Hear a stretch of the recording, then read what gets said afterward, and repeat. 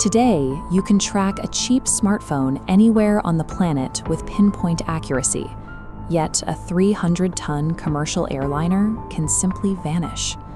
On March 8, 2014, Malaysia Airlines Flight 370 disappeared, taking 239 people with it. International Airport. Captain Zahari Ahmad Shah, a highly experienced veteran, and First Officer Fareeq Hamid took control of the Boeing 777. The takeoff was flawless, followed by a routine climb to a cruising altitude of 35,000 feet under clear, calm weather conditions. For the first 40 minutes, the flight proceeded exactly according to schedule. At 1:19 a.m., the aircraft reached the boundary between Malaysian and Vietnamese airspace. The Kuala Lumpur control tower signed off, and Captain Zahari replied with the final transmission, "Good night, MAS 370. Less than 2 minutes later, the plane's transponders were severed. It dropped entirely off civilian radar screens. Ho Chi Minh Air Traffic Control soon realized the plane never entered their airspace, but communication delays meant Kuala Lumpur wasn't fully alerted for hours. By the time morning broke over Beijing, families were waiting for a flight that would never arrive. An immediate multinational search operation launched in the South China Sea, the last known location of the aircraft. 34 ships and 28 aircraft scoured the open water, unaware they were looking in entirely the wrong ocean. Days later, a review of Malaysian military radar revealed a shocking deviation.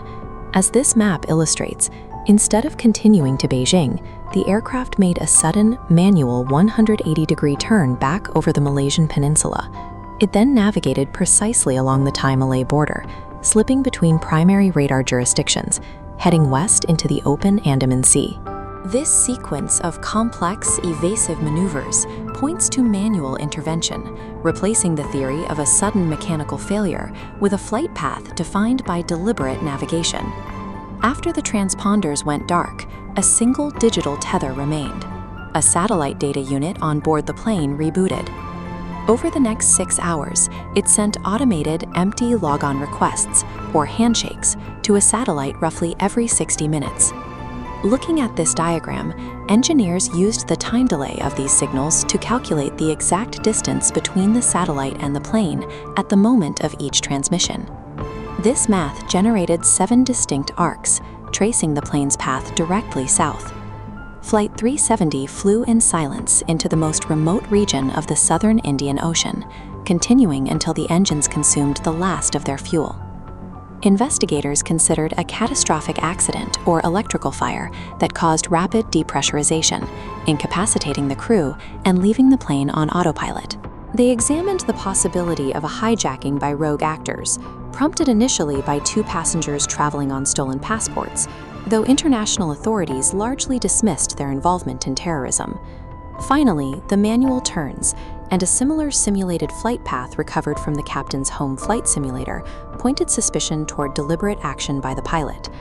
While the flight path strongly suggests manual intervention, without the cockpit voice recorder, the true motive remains completely unknown. A multi-million-dollar ocean search scoured the seafloor for 16 months without finding a single piece of evidence. Then, on the shores of Reunion Island, a barnacle-encrusted section of a Boeing 777 wing, a flaperon, washed ashore.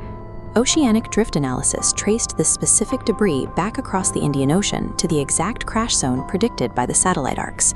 The mathematical models were accurate. The physical fragments confirmed the plane met a violent end in the ocean. In 2022, aerospace engineer Richard Godfrey applied a technology called WhisperNet, a global system of amateur radio wave propagation, to the search. As this diagram shows, radio waves continuously bounce across the globe. A massive passenger plane will physically disrupt these waves, leaving an invisible, trackable footprint. By cross-referencing these radio disruptions with the 7th satellite arc, Godfrey pinpointed a highly specific 40 nautical mile radius on the ocean floor.